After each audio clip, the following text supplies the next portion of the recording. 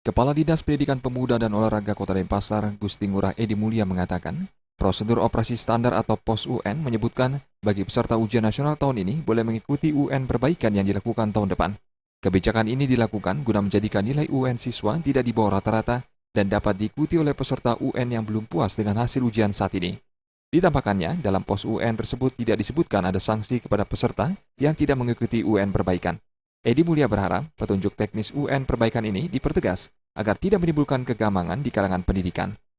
Spiritnya dari Badan Nasional Standar, jadi Badan Standar Nasional, spiritnya cuma satu dari ujian perbaikan ini, agar anak-anak yang selesai dari satuan pendidikan khususnya SMA SMK memenuhi standar yang dipersyaratkan dari sisi persyaratan nasional.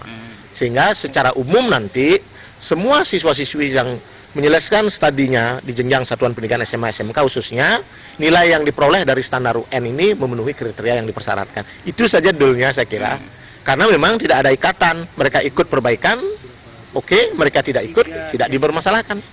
Edi Mulia menambahkan, jika para peserta UN yang belum puas dengan hasil nilai yang didapat dalam UN tahun ini, dapat langsung mendaftarkan diri mengikuti UN perbaikan. Jaya Kusuma dan Indrawan, Bali TV.